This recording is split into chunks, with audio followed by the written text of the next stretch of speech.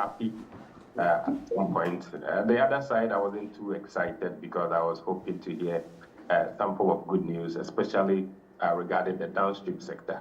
Unfortunately, it was as if everything centered around the upstream and then ECG.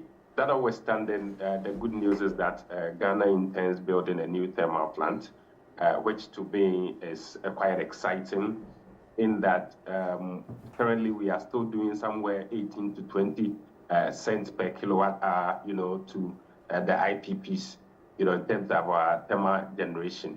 And it's quite expensive.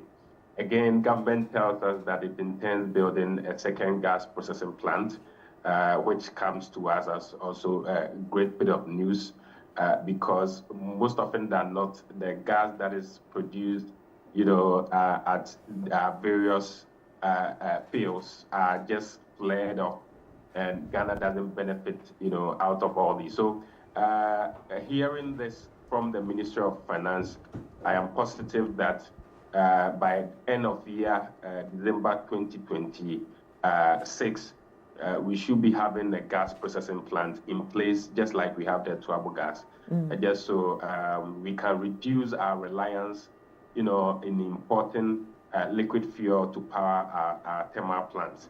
And again, I say that because it's quite expensive when we buy the liquid fuel to power our thermal plants. Again, government intends to, as it were, increase electricity supply, or if you like, rural electrification. So we get a lot more of our rural folks, onto our electricity grid, which is also heartwarming. We've seen quite a number of communities, especially within western and central regions, which have not been connected to the national grid. And it comes as great news for these communities to also be added onto the national grid.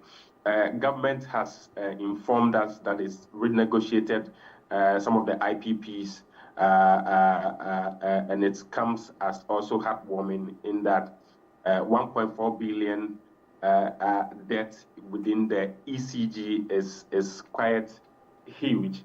And so to end that we are able to renegotiate this to some 1.15, saving about $250 million is great bit of news for the nation. Right. So all in all, the budget attempted to resolve many of the challenges within the energy sector, except that we did not hear anything, especially with the downstream. We're hoping that thermal oil refinery would have come into the fray.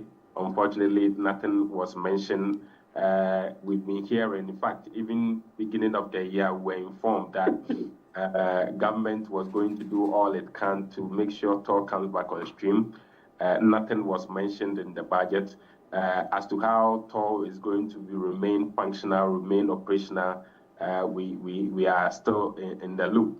So we're positive that some news was going to come from that angle. Again, we're hoping that government will take a second look at the pricing regime within the downstream sector, especially with taxes and levies on the price build-up, just so we can audit and see where some of the loopholes are, and then take those loopholes off or close those loopholes, those leakages where you have monies going to private pockets instead of coming into the government coffers. I am aware that the NPA intends expanding some of the taxes and levies. I was hopeful that the Minister of Finance would have touched on those expansions. The regulator intends, doing in the course of the year and then early next year. Okay. That notwithstanding, some bit of good news here and there, especially with the economy. So it's positive. It's positive. Okay. Well. Yes.